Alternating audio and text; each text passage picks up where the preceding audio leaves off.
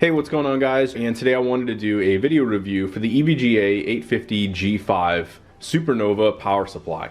So this is actually an 80 plus gold power supply. Basically means this is one of the highest standards that you can get in terms of a power supply capacity and overall reliability in terms of like the capacitors and everything on this. I'm not going to get too much into that in this review, but what I figured I would do is just show you the actual power supply installed, kind of give you some of my thoughts, and yeah, really let's just go through it. So one of the first things with this is that this is actually a fully modular power supply, and what that means is that all of the actual connectors that you'd be utilizing on this are pretty much plug and play. So if I need to add peripherals or remove things, maybe I decide to upgrade from like an older style graphics card where maybe I was only utilizing 2 pins in the GPU and now all of a sudden I need a third, I can simply add or remove those connectors with this particular power supply, and that's the really nice thing about it. It comes with all these EVGA branded braid pieces that you can use for wire management. Of course, you have a power cable it comes with, and then you've got some other extra accessories. Here's like a pin connector that could be used on the motherboard. You have some zip ties, pretty straightforward in terms of what you'd expect from a power supply.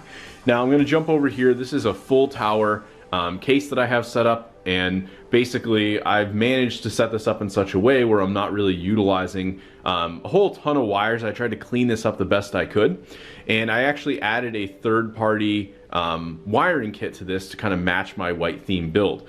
So if you're doing something like this, you do have to expect with this particular power supply, you are going to have black braided cable, and you may want to go for an aftermarket kit like I've done here. And I've had no issues whatsoever utilizing the aftermarket kit with this EVGA power supply. This case actually kind of shows off the power supply a little bit, which is nice because I can show it to you here. You can see it's installed and it just has like the labeling and the branding here. There's a little see-through window on this. Not super common with a lot of cases, but ultimately I was able to add all of the different components. So I'll actually close this side of the case and we're going to flip around to the other side. We can actually see all the wire management.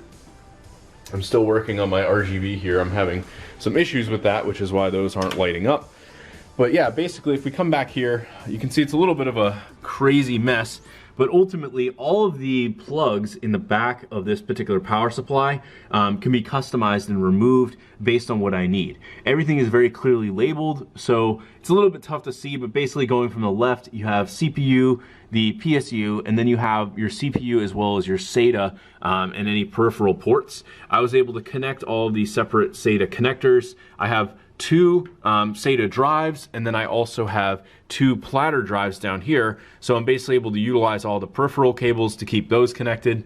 I have 2 commander cores that I'm using in this particular build that are powering the RGB and all the fans inside the case, and as you can see here, this is like the main motherboard ribbon that basically is then connecting into my extender cable, and that's allowing me to kind of hide the RGB cable, and I was able to wire management everything back here so this door will actually shut. But you can still see here it does obviously become quite a mess, but I found that this power supply, you know, the biggest thing and the reason I decided to get it is that I needed something to actually power my RTX 3080, which is obviously a very powerful GPU. Looking at older power supplies that I had, I found that I wasn't able to do that, and mainly one of the reasons being that most older power supplies only have 2 VGA inputs here, and you can see that the 3080 series requires 3 of them.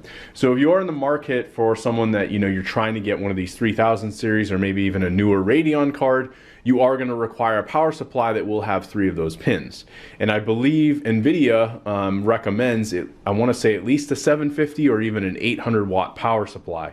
So this is really going to allow you to power a system like this, have the capability to run really high-end graphics and be able to get the most out of your games without any hiccups while running your PC. So anyway, I hope you guys enjoyed the video review, and I'll talk to you later.